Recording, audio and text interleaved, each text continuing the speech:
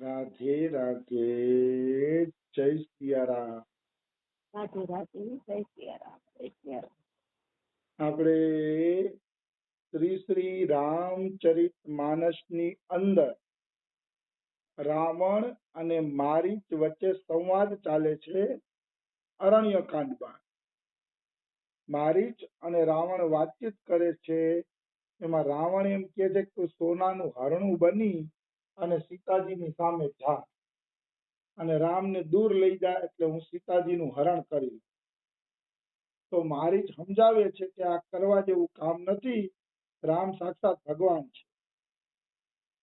પણ તોય રાવણ માનતો નથી. એટલે અહીંયા લખે છે કે 9 પ્રકાર હારે વિરોધ કરવો ખોટો. શસ્ત્રી, મરમી, પ્રભુ, સઠ, ધની, વૈદ, બંદી, કબી, ભાનસ ગુણ. વૈદ એટલે વૈદ હારે, ડોક્ટર હારે છે ને વેર નહીં કરવાનું, નખઈ આપણે ઉલટા સીધી ગોળી આપી. બંદી એટલે ભાટ, જે આપણા વખાણ કરતા હોય રાજાના ભાટ, એના હારે વેર નહીં કરવાનું. નકર બીજાના રાજ્યમાં જઈને આપણી અવગણના ગાય ને તો આપણી ઇજ્જત ઉતરી જાય. એટલે ભાટ હારે વેર નહીં કરવાનું. ભાનસ એટલે કવિ, કવિ હારે વેર નહીં કરવાનું, ઉલટી સીધી કવિતા લખે. અને છેલ્લો છે ગુની એટલે રસોઈયો. કવિ નહીં, બંદી, બંદી રહી ગયું, સોરી, બંદી એટલે ભાત, કવિ એટલે કવિને ભાનસ એટલે રસોઈ. અને રસોઈયા હારે પણ વેર કરવું નહીં. રસોઈ હારે વેર કરો તમને ઝેર નાખીને ઉડાવી. ખેર આ તો બધી જગતના રાજનીતિની વાતો છે. ભક્તને આના કાંઈ લાગતું વળગતું નથી. ભક્તને તો ઝેર નાખી દે તો પણ કાંઈ એનું અધોગતિ થતી નથી. કદાચ રસોઈયો ઝેર પણ નાખી દે તોય ભક્તની કોઈ અધોગતિ નથી થતી. અંગત સિંહજી કરીને એક ભક્ત થયા છે નાભાજી ભક્તમાલમાં. અંગત સિંહ, એ અંગત સિંહજી પાસે એક હીરો હતો અને હીરો એના કાકાને જોતો. કાકા હતા રાજા, અંગત સિંહજી હતા મંત્રી. એટલે કાકાનું એમ કહેવાનું હતું કે હીરો છે ને રાજાને શોભે, એ હીરો મંત્રીને ન શોભે. અને અંગતસિંહજીએ નક્કી કર્યું કે હીરો મારે જગન્નાથ ભગવાનને અર્પણ કરવો છે. એટલે અંગતસિંહજી હીરો દેતા નહોતા. તો કાકાએ શું કાવતરું કર્યું, અંગતસિંહજી એના બેનના ઘરે જમવા માટે જતા. રોજે રોજ જમણવાર એમના બેનના ઘરે જ હોય. તો અહીં પોતે જમવા માટે જતા. તો કાકાએ બેનને ચડાવી અને બેનને કીધું તું રસોઈમાં ઝેર આપી અને અંગતસિંહજીને મારી નાખ અને ઓલો હીરો લઈ આપી કે. તો કે હું તને છે ને 10 ગામ મફત આપીશ, પણ તું અંગતસિંહજી પાસે હીરો લઈ આપ. તો હગી બેન 10 ગામની લાલચમાં એને મારવા તૈયાર થઈ ગયા. હગી બેન. એટલા માટે કોઈનો ભરોસો કરવો નહીં, કોઈનો વિશ્વાસ કરવો નહીં. ગમે ત્યારે ગમે એ વ્યક્તિ બદલી શકે છે, એમાં કોઈ એટલે કોઈ શંકા નથી. તો અંગતસિંહજી જમવા આવ્યા તો એની બેને રસોઈમાં ઝેર નાખીને રસોઈ બનાવી. હવે અંગતસિંહજીની એક ટેવ હતી કે એની બેનની નાનકડી દીકરી હતી 10 વર્ષની, એનું નામ હતું રાધા. એ રાધા વગર જમવા બેસતા નહીં. એટલે એને કીધું બેન આજે રાધા કેમ નથી દેખાતી. ઓલીએ રાધાને દૂર મોકલી દીધી હતી, કારણ કે એને ખબર હતું કે આજે રસોઈમાં ઝેર છે. જો રાધાને અહીંયા રાખે તો પોતાની દીકરી મરી જાય. એટલે દીકરીને દૂર મોકલી દીધી.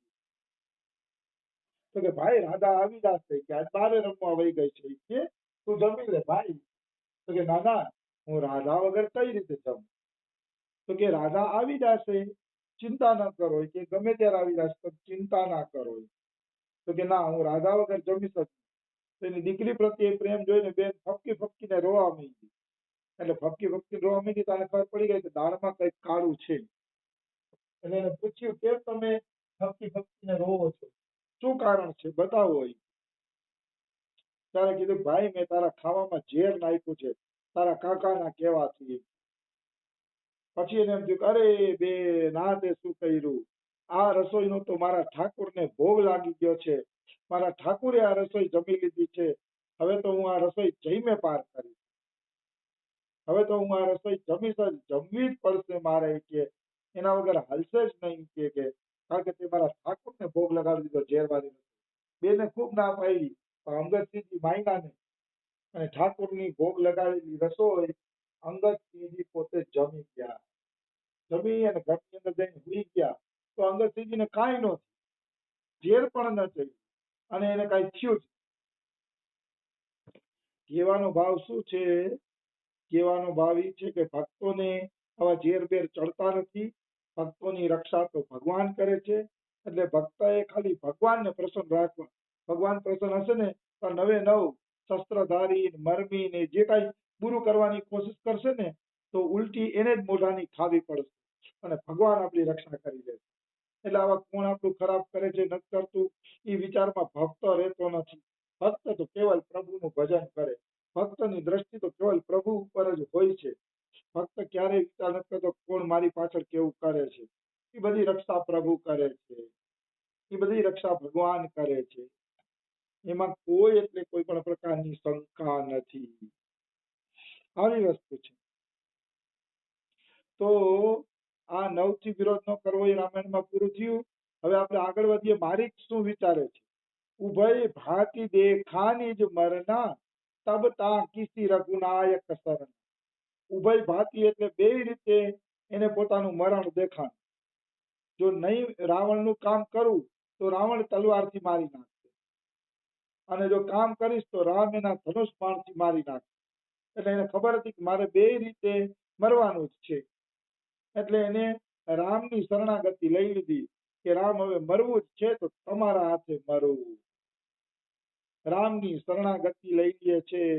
રામની શરણાગતિ લઈ અને પોતે હા પાડી દે છે કામ માટે. આવી વસ્તુ છે. ખરેખર મારી ગમે એવો અસુર હોય પણ હતો હોશિયાર, ચતુર હતો. જેને રામના દર્શન કરી લીધા હોય ને એમાં ચતુરતા આપને આપ આવી જાય છે. એટલે ચતુર તો હતો, એમાં કઈ ખોટી વાત નથી. આવી વસ્તુ છે. ચતુર એટલા માટે હતો કારણ કે એને રામના હાથે મરવાનું પસંદ કર્યું.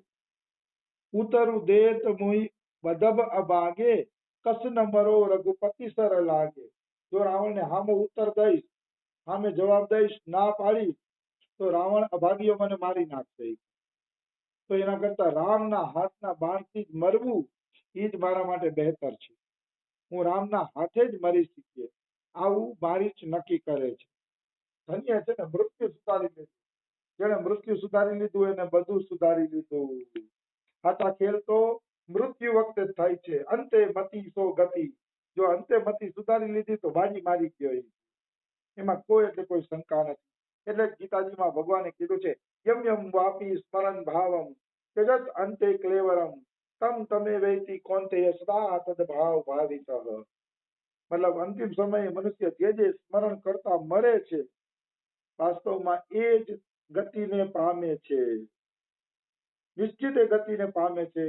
એમાં કોઈ એટલે કોઈ શંકા નથી. અસ જીય જાની દશાનન સંગા ચલા રામ પદ પ્રેમ ભંગા. આમ મનમાં વિચારીને એને કીધું કે હાલો રાવણ તમારું કામ કરવા માટે આપણે જઈએ. પછી બે જણા પંચવટી આવ્યા, રાવણ અને આ મારી. પંચવટી આવ્યા છે અને રામના ચરણોમાં એનો અભંગ પ્રેમ છે. રામને જ યાદ કરે છે કે વાહ, બીજું ફળ બાણ માર્યું ત્યારે રામના દર્શન કર્યા હતા, હવે મને પાછા રામના દર્શન થશે. રામના ચરણમાં આવીને પ્રીતિ જાગી ગઈ. પ્રીતિ એટલે જાગી કારણ કે રાવણનો સ્વાર્થ જોઈ લીધો કે આ સ્વાર્થી માણસ હું મરી જાઉં છું એમ કહું છું તો મને મરવા તૈયાર થઈ ગયો છે. આવા સ્વાર્થી કરતા તો રામને યાદ કરી લેવા હારા. એટલા માટે એને રામ પ્રત્યે પ્રેમ આવે છે. મારી મન અતિ હરસ જનાવન તેહી આજુ દેખવું પરમ સ્નેહી.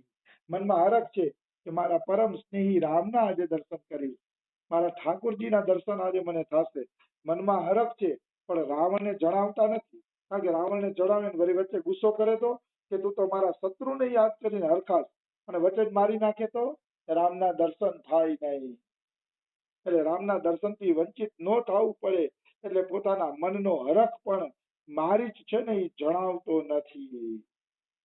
આવી વસ્તુ છે. આનું નામ કહેવાય ભક્તિ. ભક્તિ હંમેશા હૃદયના ખૂણામાં ગુપ્ત રાખવી જોઈએ. મારી જ આપણે શિખામણ આપે છે બારે હરખ કરીને પણ પ્રગટ કરવી જોઈએ નહીં. એટલે ભક્તોને તો કહી શકાય, બાકી નહીં તો લૌકિક વચ્ચે હરખ કરીને પ્રગટ કરવી ન જોઈએ. નકર લૌકિકો તો મજાક જ ઉડાવે છે. ભક્તિ હૃદયના ખૂણામાં રીએ ઈ સારું, ભજનનું ધન જેટલું ગુપ્ત રીએ ઈ સારું. લોભી પણ પોતાના ધનને દેખાડતો નથી, એટલે ભક્તએ પણ પોતાના ભક્તિરૂપી ધનને હૃદયની તિજોરીમાં સંગ્રહ કરીને રાખવું જોઈએ, બધાને ન દેખાડવું. હા, કોઈ એવો હોય આપણો પોતાનો નિજીજન, તો એને આપણે દેખાડી શકાય, બાકી કોઈને ભક્તિરૂપી ધન છે એ દેખાડવું જોઈએ નહીં. એ નિશ્ચિત વાત છે, એમાં કોઈ એટલે કોઈ પણ પ્રકારની શંકા નથી. હવે છંદ આવે છે, નિજ પરમ પ્રીતમ દેખી લોચન, સુફલ કરી સુખ પાઈઓ. મતલબ મારા આ આંખેથી મારા પરમ પ્રિયતમ રામના દર્શન કરીને હું મારી આંખને સફળ બનાવી. મારી આંખ આજે સફળ થઈ જાય છે, મારી જેમ વિચારે છે કે મને પરમ પ્રિયતમ રામના દર્શન થશે. નિજ પરમ પ્રીતમ દેખી લોચન, સુફલ કરી સુખ પાઈઓ. શ્રી સહિત અનુજ સમેત, કૃપા નિકેત પદ મન લાઈઓ. હું કે સ્ત્રી સહિત એટલે સીતાજી સહિત, અનુજ એટલે લક્ષ્મણજી સહિત, કૃપાના ઘર ભગવાન રામના ચરણ કમલમાં ચિત્ત લગાવું છું. જ્યાં મેં રામાયણમાં જોયું ને, તુલસીદાસે રામ, લક્ષ્મણ અને જાનકી ત્રણેયમાં ચિત્ત લગાડવાની વાત કરી છે.